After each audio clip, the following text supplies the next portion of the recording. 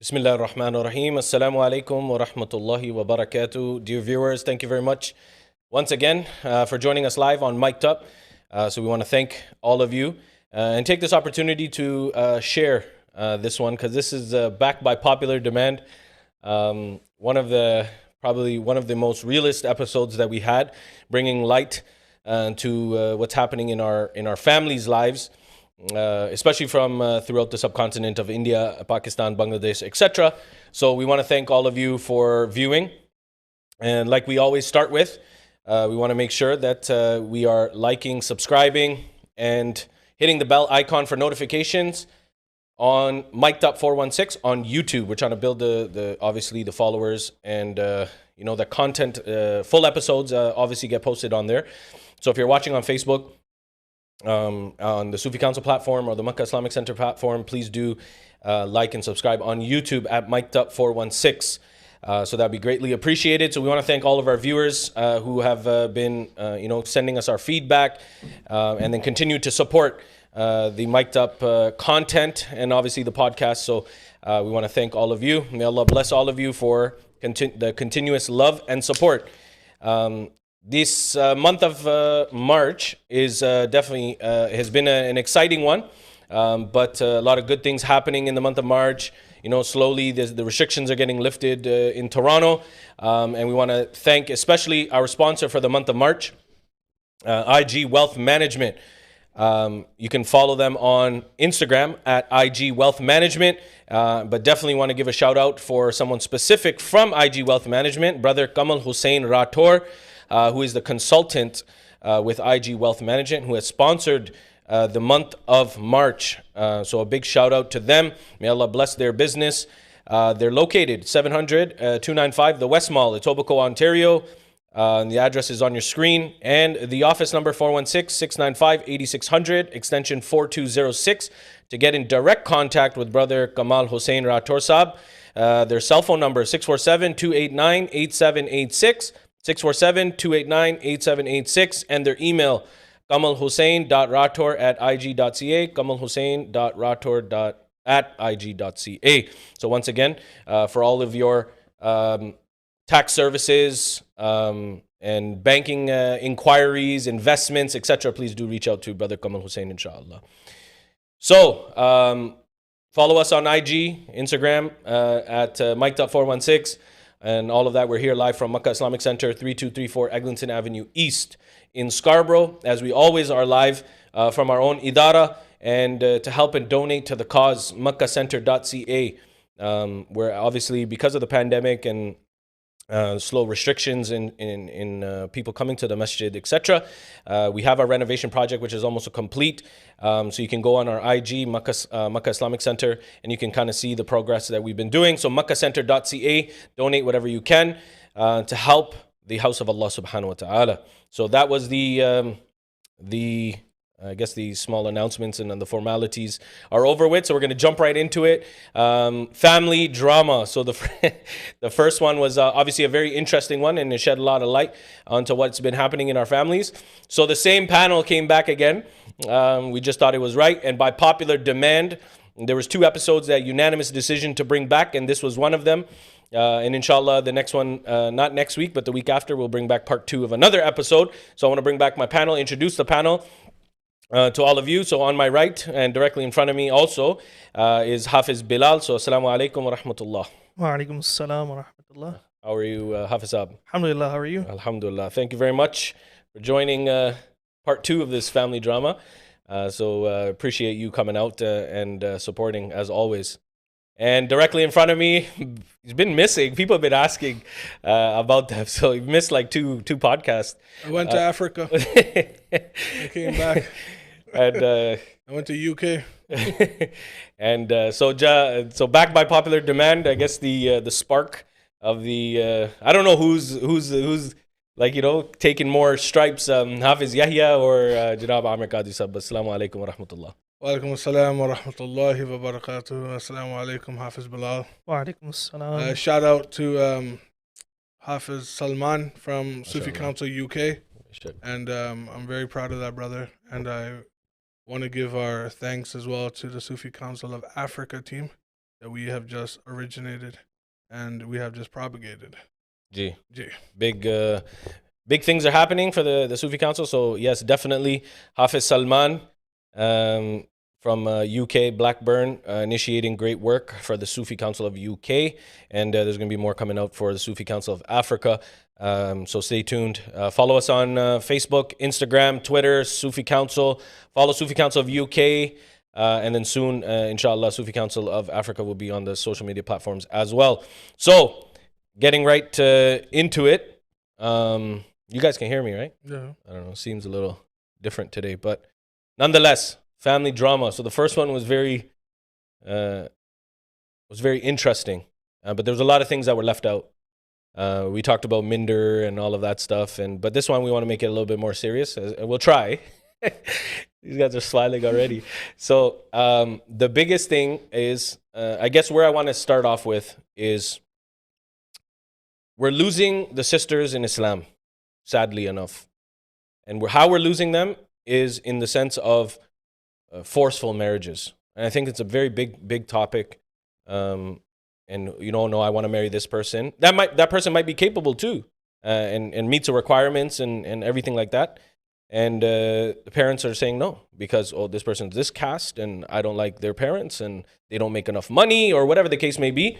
So I guess I want to start the conversation there because it's brewing up in the community and I want to start there. And sisters are worried they're not getting rishtas or their parents are not listening to them or whatever the case may be. So I'll turn it over to you guys and I say the first thing is about forceful marriages.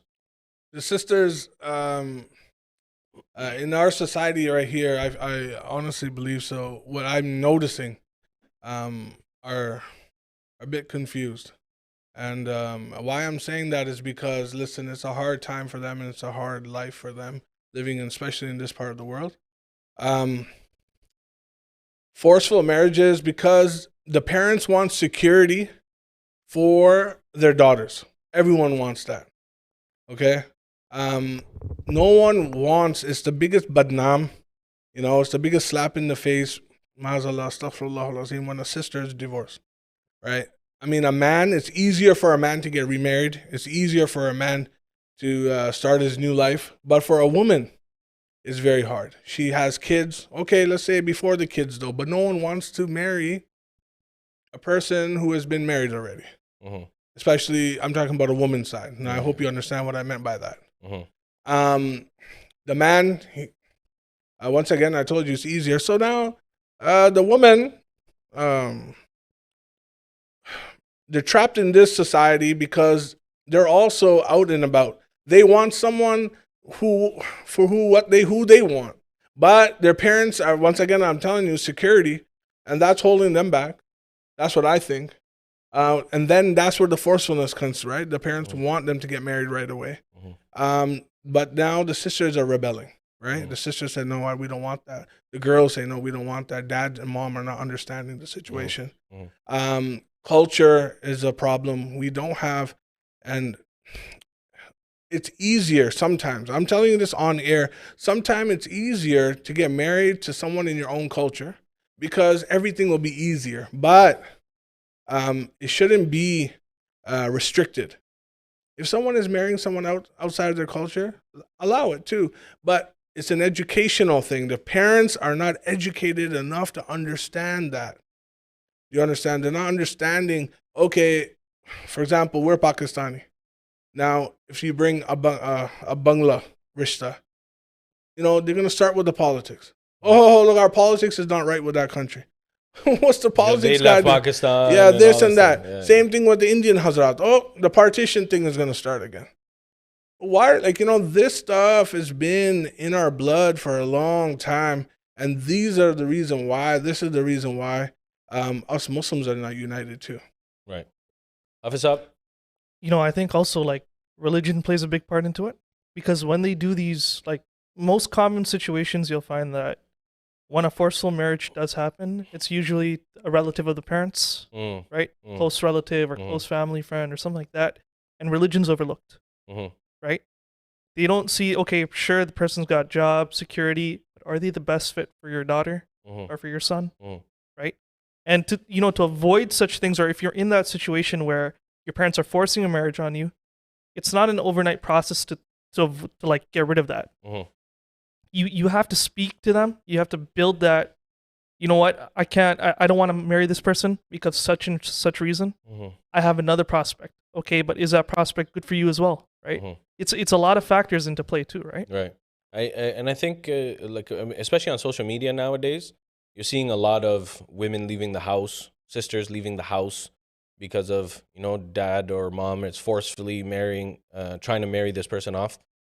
And, you know, where is that median? So if we were going to deliver a message, so I guess my first question is, does the Sharia allow our sisters to say yes and no to a rishta, or do they have to listen to their parents now? No. Look, forcefulness in Islam, there's no compulsion.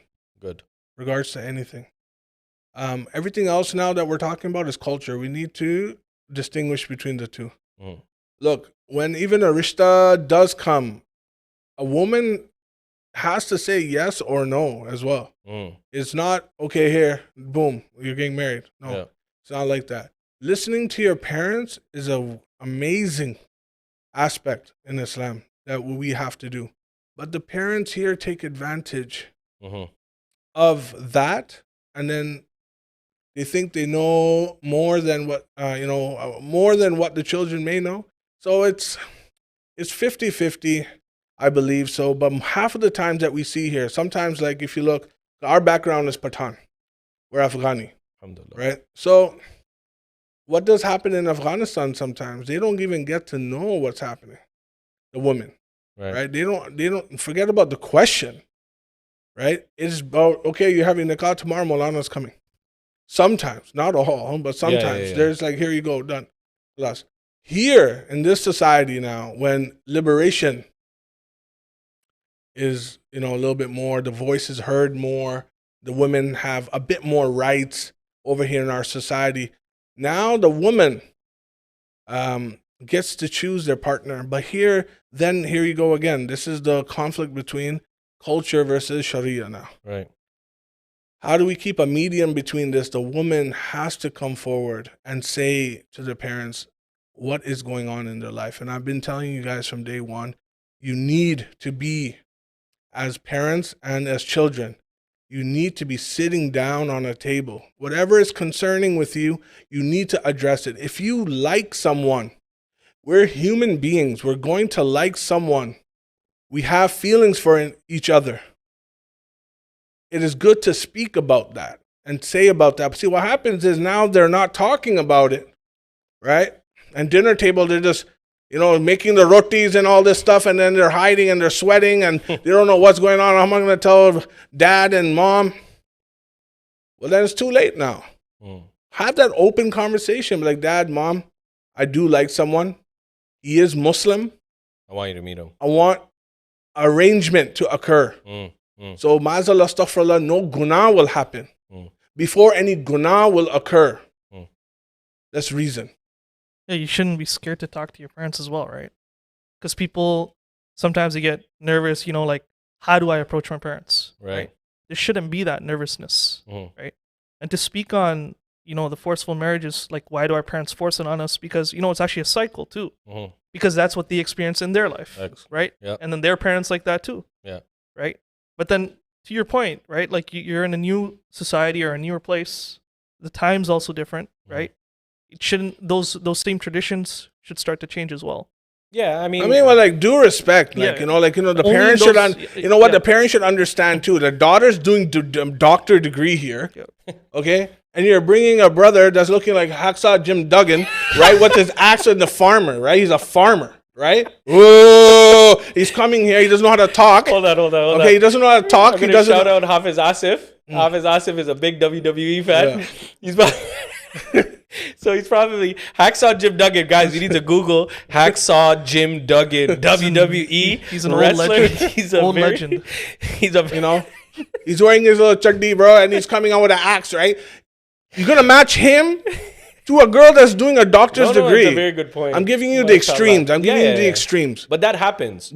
Yeah. There's a guy. People are committing suicide because of that, man. And I just some people like, I'd rather commit suicide than get married to Jim Duggan. Like, oh my God, man. Like, no, but Surah Hujarat, verse number 13. O mankind, we have indeed created you from one man and one woman, and have made you into various nations and tribes so that you may know one another. Of course. So your point about getting to know other people, and it's allowed, right? So Allah is saying this. Indeed, the more honorable among you in the sight of Allah is the one who is more pious among you. Indeed, Allah is all-knowing and all-aware. And it's absolutely is, now we come down to the point is, the Prophet ﷺ married outside of their tribe as well, to show and as an example. Now I want to take it over because you mentioned a point. There was a girl, she did a social media thing in India, I think it was. And she made a video. She goes, I'm fed up. I'm going to kill myself. And her dad is begging to come home, come home. And it's all over social media, making a big buzz. I think that is obviously the extreme, right? But we're losing our sisters. So what is the message to the parents? How are we going to come to a median and say, guys, there needs to be something, because their culture, like you said, Hafiz, Bilal, the culture is changing. We're in a different century now. No, the message is to the parents very clear. I'm a parent now. When I'm going to get my children married, I'm going to be really rational. I'm going to be really realistic about who they're going to get married to. They're living here in this country. Yes, I'm not going to be a hypocrite as well. My wife is from back home as well. Okay, so we got two of the best worlds. I will have that option to my child. Whatever he feels comfortable, I will ask them. Do you feel comfortable getting married back home, or do you feel comfortable marrying here? What do you feel? And that conversation should have to where your parents, it's okay, but I understand as a parent the concern, especially with the woman. Because it's security, as we said, like badnami, getting humiliated. Because your daughter got divorced, your daughter, something happened, because our people love to talk. We talk so much. And we love to bad talk each other so much. And that's what ruins our society. So the only advice I can give to the parents is before your children start hating on you, after your whole life, even though you got the forceful marriage, you got that going on, you did that, and life goes on, but inside, maybe your daughter will be hating you for the rest of your life. And you don't want that. Two things. One is that, okay, sure, you've given your daughter off in a forceful marriage, or you've arranged a marriage and they're married off. Doesn't mean you should stop checking up on them, right? To that issue of the suicide, or, you know, those extremes where the woman is not comfortable, is not supposed to be like living that forced life. Are you doing your part to make sure that your daughter is okay in the household that you left her in? Right? Absolutely. The second part is that before the time of the Prophet ﷺ, those days were known as the days of ignorance, Jahiliyyah. One of the main reasons is because they disrespected their women. Of course. Right? They buried their daughters alive. Right? So you see this turning point is that we're coming in today's age, we're also losing respect for women. Right? And I think I read it in, can't remember, is it Imam Ghazali or Imam Jalaluddin Suyuti? One of them, right? And they said that when it's coming time of the signs of Qiyamah, when you're coming closer to the Qiyamah, the olden ages are going to start to come back. And that's what's happening now. We treat our women like it's nothing. The Prophet ﷺ mentioned that the best of men are those who are best to their women folk. Even in the sign of Qiyamah as well, up to that point, there's going to be more women to men. Of course. Well, right? 4 to 1. Right? And the problem now becomes is that we don't treat our women with respect. We think of them as nothing. Islam gave them rights, but our men, and I'm going to speak from, I can't speak for Hindustani, I'm going to speak for Pakistanis. When we go there, and it's like, make me roti, do this, make me chai, like all of this stuff. Like we talk in a demeanor to the women like they're nothing. And they are something. They're also a creation of Allah. We need to respect the creation of Allah subhanahu wa ta'ala. But it needs to start with, the new generation and setting a tone. I know people who are Pakistani, they marry Arabs. I know Arab, because they're also thinking the exact same thing. But nonetheless, we get to the point now, and marriages happen now. But we're seeing all of these glamorous weddings. People are renting out Lambos and Ferraris and Dol Damaka and fireworks and all of these things. And, you know, you're renting out 600 people, 700 people. So I'm going to ask yourself, Aamer Qadri Saab, what does Sharia say about this? Glamorous weddings and, you know, $10,000 photographers and music videos and grand entrances, etc. Please. Nabi sallallahu alaihi wasallam said the best wedding, the best nikah is the one with the least expensive. It's going to be the best. It has the best barakah in it. MashaAllah. The least expensive, because you don't put boj, you don't put burden upon the woman or in the family or whatever, upon yourself. Yeah. About all this. The Sharia doesn't. The Sharia is not. Trying to clarify this very nicely. I don't want to give allowance to it. It's not saying that you can't do it, but the question is, why would you want to do it? Why do you want to spend so much money? And we spoke about this before in other episodes as well. You come, and I think Yahya said this too. You know, people are gonna come. They're gonna criticize on the food only. That's all they're gonna do. They're gonna walk out. They're gonna criticize. The man is wearing this. The woman's wearing this. Did you see him? Did you see her? Did you see this? And it's you know, I'm on the air. I can't even say anything bad, but it's like it's just jugal khana all day, like all there night. The Maulana speaking there for 1 minute. When he's done doing the nikah, bring out the drums, man, and it's over, right? But then And that's when the right? Bollywood dancing starts to happen. It's haram. It's haram. You know, to add on the Sharia point is that to say like, why are you doing it? So what's your intention behind it too, right? If you're, because most common nowadays is you see these big weddings, and the only reason they're doing it is to show up one another, right? Yeah. So it's like, oh, my brother's kid had this sort of wedding, let me one up him. All right, my sister's wedding was like this, let me one up them. Right? So the intention behind it goes bad. Nothing fruitful comes out of it after. No, but here's the thing: you're in a nikah ceremony, which is a religious ceremony. It's completing half of your deen. Maulana Sahib is saying, you know, do you accept to the woman? They come to the man, do you accept? You write, sign, everything's done. It's funny. I've been to nikahs before. I stopped going, but all the sisters you see, first of all, there's no veil, so men and women are mingling. So they put their parda on, and as soon as Kabul happens, Spack off. boom, it comes off, and then Dol Damacha starts. No, that's what I said. Like, as soon as the Maulana's gone, it's like, is this a Muslim wedding, or is this like, are we in a club right now? Right.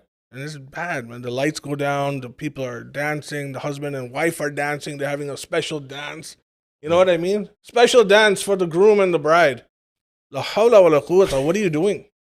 Special music, and then some Bollywood comes down. And the lights go down. But this is the rasam of Christians, right? Because Christians do that. Yeah. The bride dances, has a dance with the groom, but also the groom with the father. And then the husband dances with the mother-in-law. And then the mother-in-law, and then the father-in-law dances with the bride. This rasme that we're doing are the same people that celebrate, they're Muslim and they celebrate Christmas. No, it's very this bad. is what's happening. We're trying to adapt the West. Keep it good. So you're not like, if you want to have a nice wedding, it's your kid. Yeah, like you want to do something nice. You don't need to do all of this. It shows your personality of who you are and what you are. Gee. In my wedding, I had maximum 15 people in my wedding. And there was a close people only. It was back home. I forcefully said this to my in-laws. Only the closest ones that you have, of your family, my wife's closest cousins, their family, who you really like, not who you really forcefully want to call. He goes, that's it. And for me, it was only 5-6 people there. And that's it. Yeah. And my walima had just the Shariat rulings of approximately how many people there was, 10, 11 that we had to be fed. And that's it. And that's all that was done. Right. I didn't do anything. And I'm speaking on this is also a member for us. I'm telling you, I have not lied. I have acted upon what I'm saying. Right. And I have the best wife, the best life, and there's so much barakah. I'm so happy. Happy life. Believe me, I have no problems. That's why I want the brothers and sisters to have that feeling of sukoon and peace and tranquility. Some people are struggling, man. I guess if you do it in the right way, and Allah subhanahu wa ta'ala brings barakah in your life as well. But there has to be a mutual understanding amongst the families. So your point. And Hafiz, when I'm going to go towards you, and both you guys can jump in, is another thing that burdens family as well is the hakmer, or the dowry. And this is also something that is ridiculous. I think before the show we were talking about like $51,000 dowry and this and that, or you have to buy me an apartment. That's why the girl passed away. She passed away because of the jahez, the one you're talking about in India. She died because I don't know. Someone can clarify that story, but I don't know. Sorry, I'm not aware to that, but I want to speak to that. The first thing, let's get this right off the bat. The father doesn't make the claim for the dowry. Yeah. Right? The father can't set the amount for this is how much you have to pay for my daughter. Right? You're selling your daughter, bro. It's the daughter's hak to claim what she wants from the groom or the husband to be. Yeah. Right? And there's no set limit as to what she can ask. It's insecurity. Right? That's all it is. No, but what it coming down to, Hafiz, to your point, is you're selling your daughter. Right. You need to buy me a Rolls Royce. Right. You need to buy me an apartment building. I mean, not a building, a flat, like a condo. What is this? Right. So some ask for like down payments on a house or something like that. And that's not going towards the daughter, it's going to the father. Right. And that's that sort of backwards mentality that we have. Right. And I just don't. I mean, the Sharia is, we go back to the Prophet alayhi salatu wasalam.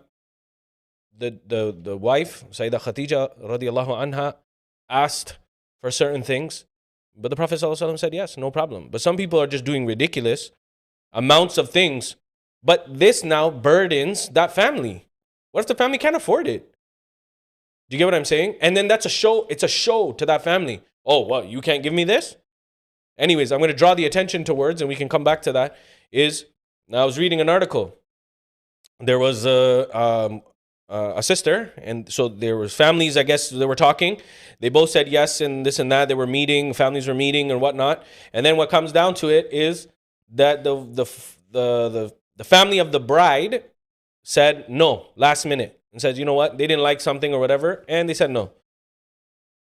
What happened now is that obviously because of the meet and, you know, obviously, yeah, we're getting together and this and that, we're getting to know our families and whatnot, they said yes. And now they're saying no. So the guy was heartbroken too. So the father now is taking that daughter now of his to Pakistan. On the way to the airport, the groom to be, who was going to be the groom, follows them in a car and crashes into the car and stops them from going. But they both wanted to marry each other because of a misunderstanding between parents, not because of the man and the woman, is because the parents had an ikhtilaf. Now, you know who's getting trouble? Now, look what the guy did. He just rammed the car into the thing and stopped their flight. But how many times are you gonna write off your car? Man. But the kids are being affected, right? Well, yeah, I mean, it's a mental health issue now. Because, you know what? Because the guy's going crazy, right? He's being anxiety and he's being stressed. He's like, listen, my wife, this girl that I want to get married to, he can't bear the fact that she's going to be married to someone else. Yeah. And this guy's being, you know, no, but mission impossible. But after they agreed. So because of the culture, ignorance. This is culture. But this is what's happening. We're losing our kids. Because of this, we're losing the awam because we're not even understanding our children. You're forcefully telling them, yo, I'm going to Pakistan, I don't care. You know, and then the guy just comes in, just rams a BMW into their car, and the car is write-offs. But this is what's happening, right? And what message are we sending? Because of our gharur and our takabbur, because we can't understand people, and we're not humanitarians, meaning we don't have a heart and akhlaq, you're going to be like, yeah, you know what? I'm going to show you up now. You think I can't get my daughter wed? I'm going to go get her wed tomorrow. So the guy comes with a Beamer and just, boom, right off. Hafiz up.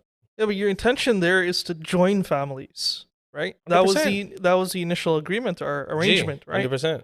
And then when parents are bickering or they're getting into misunderstandings like that, your intention or your purpose behind it is just false. There's no ikhlas. Listen, there's always going to be problems. Like there's always going to be some type of ikhtilafs before or after the marriage. I don't care which family you come from, bro. Like everyone has it, okay? No matter what it is, it's in my household, it could be in your household. It doesn't matter. So get ready for that. But for them to divorce and not to have the marriage happen, it's bad. You know, that's what's gonna happen. The guy. No, it speaks to the character of the parents too, right? He turned into the Incredible Hulk, man. Like he just said, it's going crazy. No, it's bad, man. It's bad. So the suicide girl's father had to pay rupees 1.5 lakh. Yeah, it's jahiz. Yeah, in dowry to her husband on January 26, 2020. And if I'm not I would mistaken, have slapped his face. I don't know why. I was that poor sister. Why man, is that a husband poor claiming sister, dowry? man. but that's what I'm saying. Right? That's No, but that's the Rasam though, Bilal. In India, that you I know understand what? that, In but our Punjab, in India, in Pakistan, I know it's common there. I know it's bro. common. But You know what they asked for? They asked for refrigerators, cars, beds. homes. I understand it's bed common This there, is but not even. This is in our family. Mazallah, astaghfirullah. This I've seen, man. Bro, they have stoves, refrigerators, cars. It's been giving for jahiz, and it's normal. It's like, so what do you want for jahiz? And Yeah. it's normal. And I'm looking at them when this was approached to me because it's a cultural issue for jahiz. I said, no, I can't do jahiz. It's haram. And they were astonished at what I've said. I said, yeah, it's haram. Yeah, but you can still accept it. Don't worry, we'll give you. I'm like, no, I don't want it. If I take $1 from there, 1 rupee from there, it's haram for me. And they have never seen anything like this. I'm like, but this is the sunnah though. no. Never seen Just anything for like the this. listeners, what Aamer is saying is correct. It's that for the woman to claim the dowry, yes, it makes sense. That's her shari'i haq. Mm. But for the man to take something from the woman, that's haram. Yeah, 100%. But that's normal. That's what I'm trying Right? to show you. I know Yeah. it's normal, but just for the people listening, is that if you're in a potential relationship or a marriage that your husband is asking the lady for money, you're in the wrong place. Yeah, Right? 100%. You can't mix, like you were saying earlier, is but- that you can't mix a religious ceremony with cultural rasam. That's right? why the girls back home Right. are not getting married. That's why our good girls back home are getting forced, and these fathers are committing suicides as well. Of course. And this is what's happening. Like, this is bad. Like, we need to go back. I think, Bilal, you said this in the beginning. We need to get rehabilitated back into Islam. Yes. We need to get education Yes. 101. So we need, when this situation comes up, wallahi, he should have went to the mufti and said, what It's a does huge this red say? flag, You know, right? what is Yeah. this? What's going on over here? I'm getting forced to buy. The poor people, no one listens to the muftis and maulanas back home anyways, right? Yeah. So the other thing comes out is so they get into marriage because it was whatever forceful, and now what happens is that they end up not getting along because the sister was never happy with the guy. And Who's gonna get happy with Jim Duggan? Like, he's gonna watch. Like, that's what I'm saying. Like, he's gonna come out, and then he doesn't know how to sit on the sofa. He doesn't know how to talk. Imagine this guy is you're getting introduced to her friends though, or something, you know, or to her family, or someone who are close cousins or whatever, right? And he doesn't know. Like, his pants are up to his chest. Like, he doesn't know what to do. He doesn't know how to wear. He doesn't know how to adapt to the society. The language problem. She's 50-50 into language. She's Ada, Urdu, Gujarati, Bangala, whatever. And mostly it's English, right? Mm. And he doesn't know a piece of English. There's already But a that's what I'm barrier. saying. So now there's going to be thing, and she's going to get fed Yeah. up. So she's not going to be into the marriage, Of right? course. So now what happens is let's say they ask for a divorce. He's like, yo, it's not working, right? Because there's a big culture clash.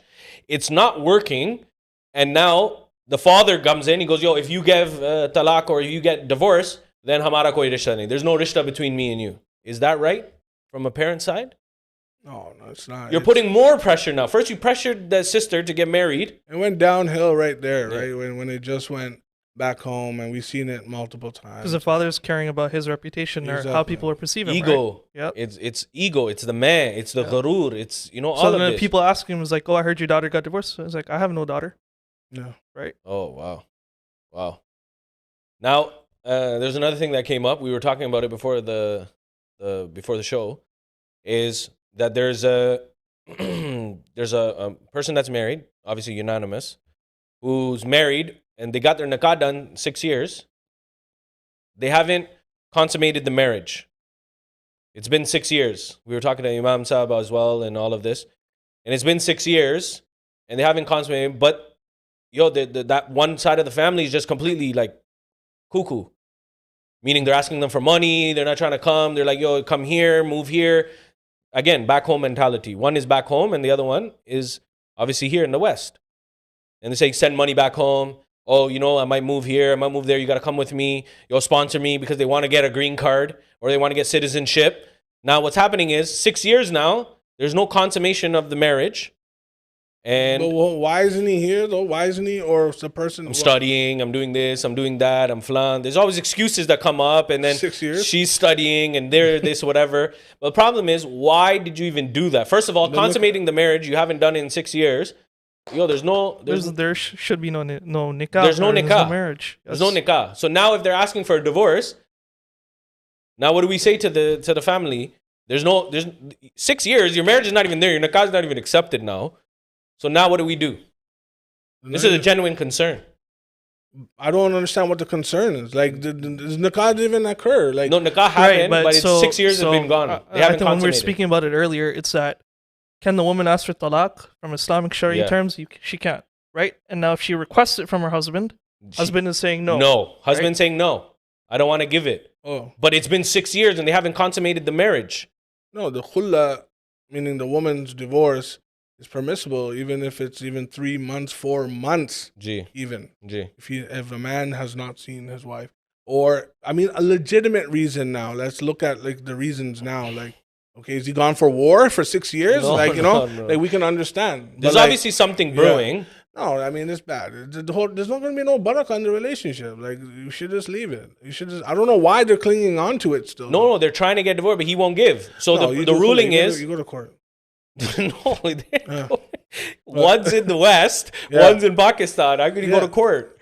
You gotta ask the No, sister you to can go to her. Yeah, you can go to to their court. mufti. Yeah, and that's it. Get a fatwa, And or that's or something of some authority Yeah, to And- dissolve the marriage. 100%. Yeah, You haven't consummated the marriage. But When I meant by court, like exactly what Bilal said. Oh, I thought you meant go No, like you ask the Hazrat, the first religious, Mufti, yeah. and then if not, then you talk to your MP and then see what you can do to get out of it.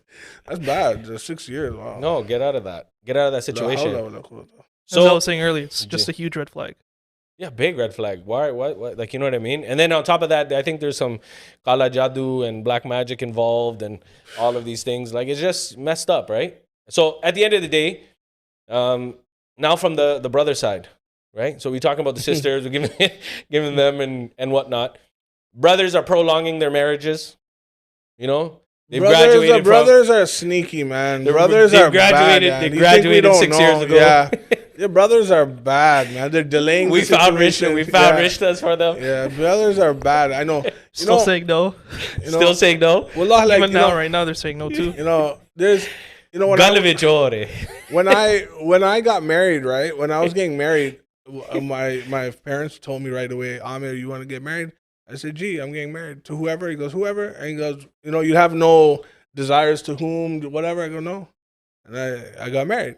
But now what I see, like when people are delaying, right? Like, come out in the open and just say it. Like, just say, hey, do you like someone? Like, just say that, man. You know what is making you worse? Your age is getting longer. Okay? Your health. Okay? Look at this. And thirdly, it's gonna cause conflicts in the future. Believe me, it's hard to maybe say it or maybe you're shy, but this is also a sign of modesty too. Look, it's respect too, right? You can't go up to your dad and be like, Dad, I like someone. Dad's gonna be like, thought you were a Hafiz al-Quran, doof, and then slap him in his face. But then he's gonna be like, what do we say? But it's okay. It's a mentality, right? Just be like, yes, Dad, I am a Hafiz al-Quran. I'm doing it the right way. Yeah, but I'm doing it the right way. Gee. Right? It's a mentality, and that We're not going a shot at anybody, but truthfully, but I want to turn that same conversation, but onto the other side. Yeah. Guys are obviously mistreating our sisters as well. And also, guys, I'm going to tell you this on air. I don't care. I never care what you say because I'm going to say the truth. Guys are bad, man. Guys are bad. You guys are, right now in our society, you guys are like, oh, man. Because what's happening now is that because we live in the West and everything is womanizers. open. Oh, my God. Everything is open. You work with people, you go to school with people, etc. You build a relationship, things happen, etc. And the guys now, what's the word I'm looking for? Is they lead them on. They lead the sisters on. The sisters think it's everything, and then they do their minder, and then they leave the sister. Oh. They take everything from them. Meaning that the sisters, women are different than men, so they put their heart and soul into it, right? They put their heart and soul, and then they believe, right? they believe into it, and they believe into this guy. He leads them on, and he gets what he wants from her, or gets whatever. It could be money. It doesn't have to be sexual all the time, but money and whatever. He gets all of that, and then done. So where's the message to the guys, those jahil admis who take advantage of sisters as well? Those it's rape. It's wallahi, it's in the Quran, it's zina. It's rape. The word term of zina means rape. Sense of rape, we need to stop doing that. Don't lead the woman on. You know what I mean? Stop with the whole fashion and cars and glamorous lives, and stop with that, because it's fitra what the woman is attracted to. They know we have testosterone. We're gonna show, oh, look what we have. It's human nature. Look at even animals in the animal kingdom. The man is going to show his power. The lion is going to show his power. The animal is going to show his power. In us too, we have the same thing. We're going to show that we're the powerful one. We're going to win the woman. The poor woman, she's attracted to those things because that's the society, right? She's used to, okay, the man is a provider. The man he's good looking. He has a car. He has work. He has a job. He has got everything. She gets lured in, and the guy, he's just an evil and just does what he got to do, and he leaves. The men needs to get straightened out. Yeah. Stop doing it. Believe me, it's rape. It's zina. And you don't know how much, like, with your intention, torture. Right? You get so much torture. And torture to the woman, too. It's mental health. And what I said to you as well, that woman, back to what the sister is, please listen to me. It's that for you is so much harder. It's that one opportunity, that one chance. When that chance, I hope you know what I'm doing the ishara of, the indication. When that is gone, no one is going to take you in. And that's the same thing with the divorce. That's the same thing again. Oh, you're used. You're whatever. Don't do it. Don't give up on small certain things. Just like in Valentine's, don't get lured into these things. Yeah. Be a strong woman. The men are lowest of the lowest scums. I'm telling you it. But you be the biggest person. Right. For the sisters, if you're confused as to what their brother's doing, ask them 2 questions. What are we and where are we going? Right? That'll tell you his intentions. Come to listen, people are gonna you like each other? Turn this car around. We're not going to the parking lot today, brother. We're going to my house and you're gonna get introduced. Yeah. No, you guys, you got to be straight up, man. Like, stop with the parking lot. Let's just go straight into the house. And for those brothers that are womanizers, if you're not ready to get married, occupy yourself with something else. Allah, mashallah, good. Yeah. Right? Find an education, get a job, occupy yourself with something else. Yeah. Get a hobby, right? Yeah. It doesn't always have to be, you know what, I got to have this fling. After this fling's over, I got to have another fling. Yeah. Right?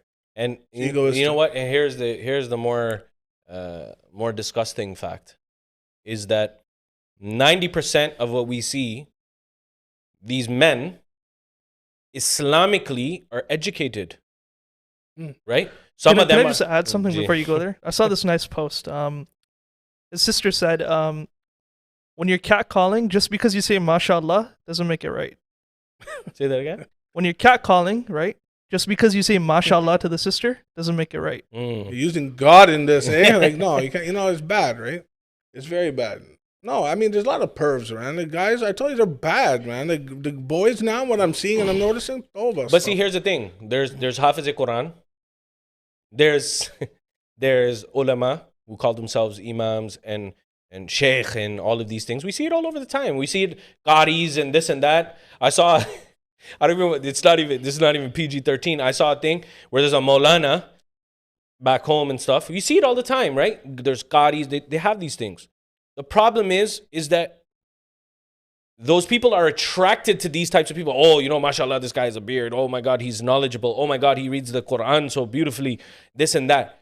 And these men use that to lure people in, right? So what are we going to say to it goes both ways. Men, to stop it, like you're on a mimbar, you have a dari, you're representing Islam, and you're using it in the wrong way. And then you have the sisters who get, and then they fall in for that trap. Here, come, let me, give you a private lesson or something like that. For any of the guys and the Maulanas, and especially people in our caliber of work, you don't accept women friends when they come on social media.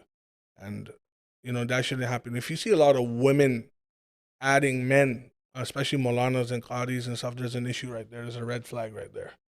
Like these fashionable imams nowadays, or, these people, the problem is that you start having a fan base of women already. Why are you doing that?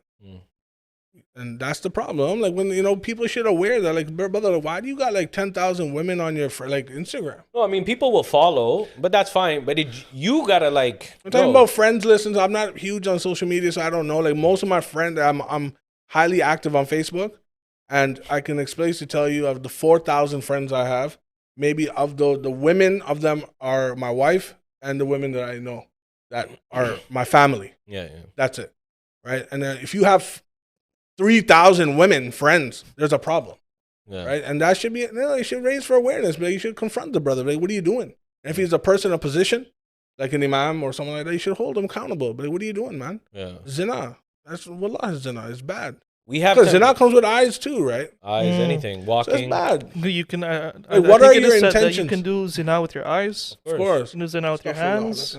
You can do zina with. I'm sure, like with your feet, right? It goes to the direction. Yep. Anything that you use, you can do zina with. Of course, it's bad. Like these people should be held accountable before. Those are for those type of people. For the sisters, why are you getting lured in so much? There are women aliman that you can go to. There are women for we're creating a center downstairs for the women. And we're going to have a woman ustada that can lead the woman and help the women, because we're getting a lot of popularity and we're trying to get women back into I guess Islam. that's the other thing too. And the encouragement is for the women to learn Islamic knowledge and sacred knowledge. From women. You can bring. And from women. Yeah. But I mean, there's not enough of them, right? There's not enough of them an excuse, and stuff. Brother, man. But there are people that have that parda with the women, meaning don't turn your camera on. Do you get what I'm saying? Yep. And you're learning and whatever, and you set a tone in the beginning. Right, we've set that here with our sisters. We keep them separate. Even though they're bacche, they're kids, we keep them separate. Even on our webinars and that we do when we're teaching madrasa, there's no camera. Like we're trying to establish that as well to give them izzat, because it's their treasures that need to be concealed for their Just remembered future. Something is that the first of the people that will enter Jahannam are those who had ilm, but they were hypocrites. Of course. Right. So if you have a brother standing on the minbar and saying, you know what, sisters should go outside with a parda, they should only go outside with their mahram, but behind closed doors, you're doing the opposite. Right? Even Fatawa Razviya, Allah Hazrat even said this regarding this, that once a man, imam, loses his position, you should not take him back. He's done. He's out. He's lost his job. This is Imam al-Sunnah's Fatawa. When a man has committed a crime like this, that he took advantage of, the public, especially the sisters, kick him out. He shouldn't be back on the minbar ever again. Right.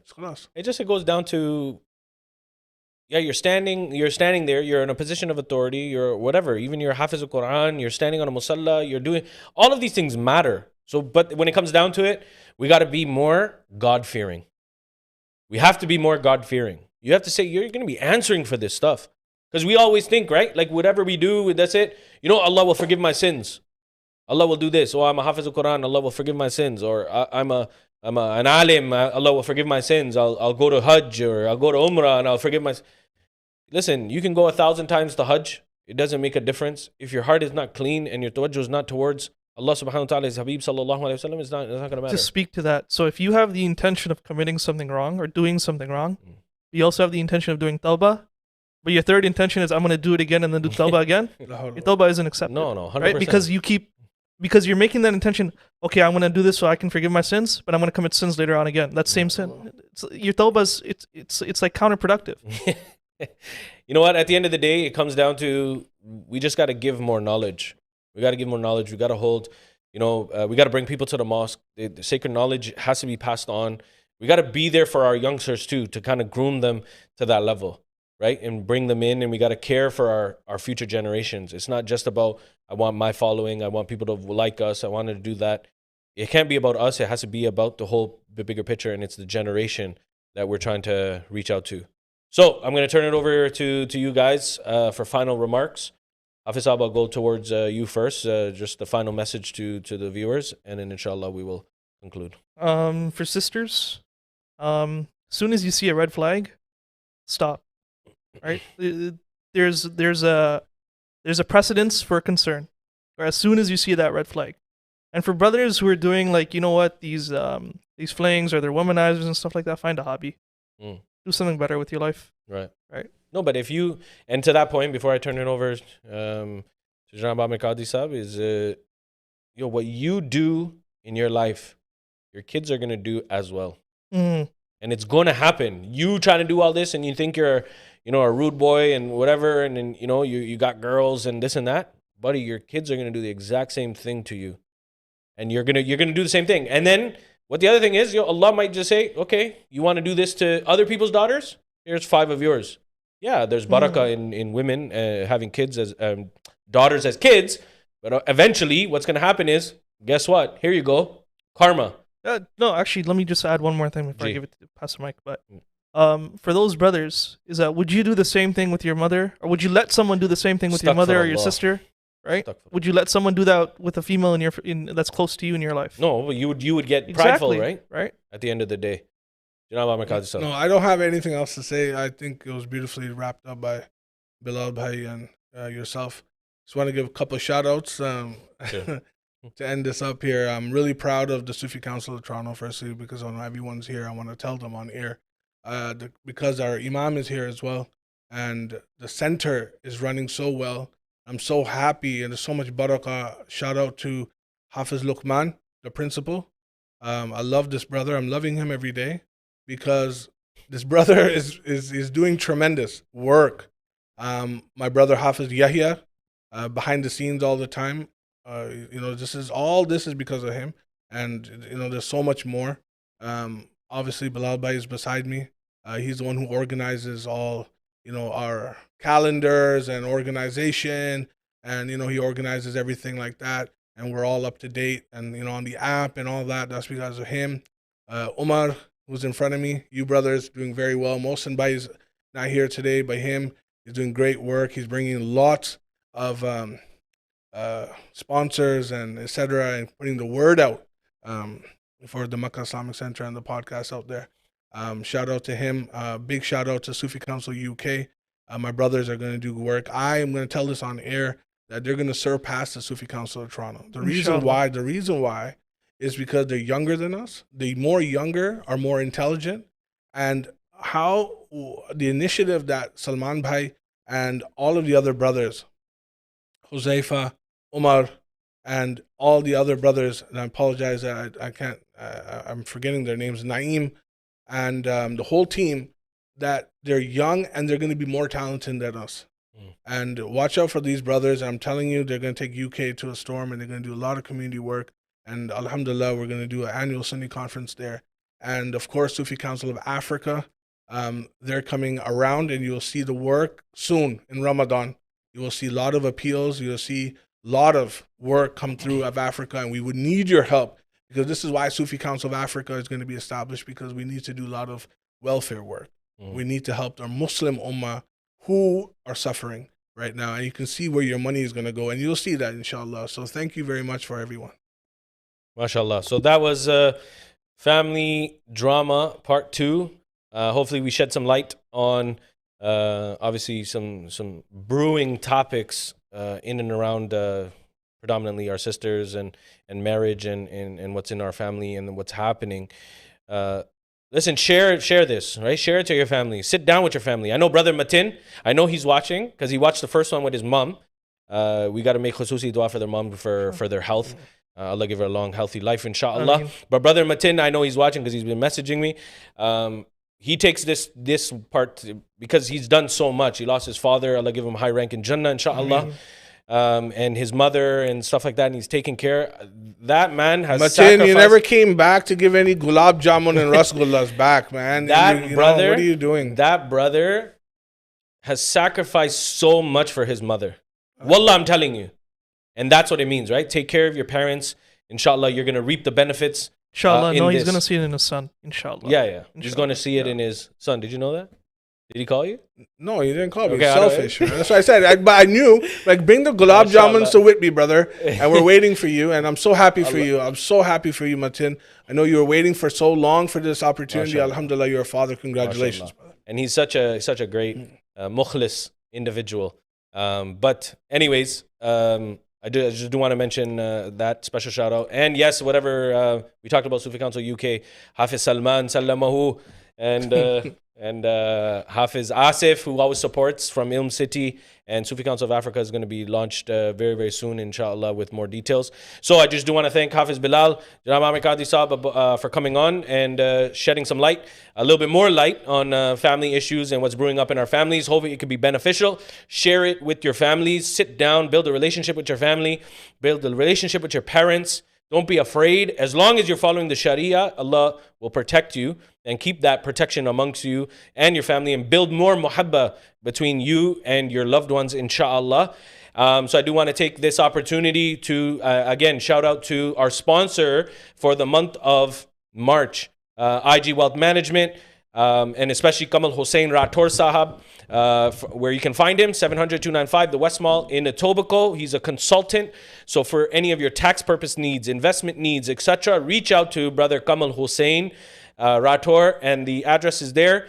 700-295 the Westmall in Etobicoke, office number 416-695-8600, extension 4206, and cell number 647-289-8786, and email kamalhusain.rathod@ig.ca, kamalhusain.rathod@ig.ca, and for all of your financial services needs and advice, etc., please do reach out to them, and we want to thank them for sponsoring Mic'd Up for the month of March. Allah bless their business and continue to elevate their business with obviously financial gains in the deen, dunya, and in the akhirah, inshallah. Lastly, Mic'd Up on YouTube. Like, subscribe, hit the bell icon for future investments, future purposes, and continue to follow us on Instagram at Mic'd Up 416, inshallah. Next week, we will see you again.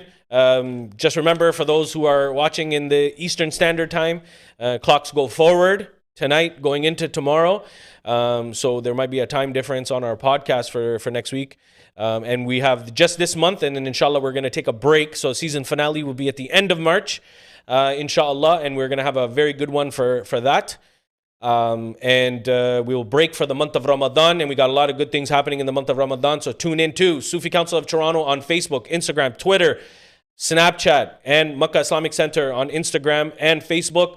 Continue to follow us, meccacenter.ca.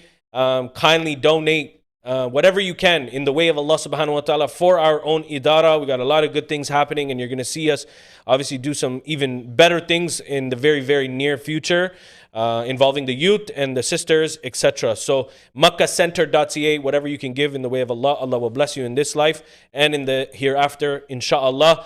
And we'll see you next week, Saturday, for our next episode, episode 15, inshallah. Wassalamu alaikum wa rahmatullahi wa barakatuh.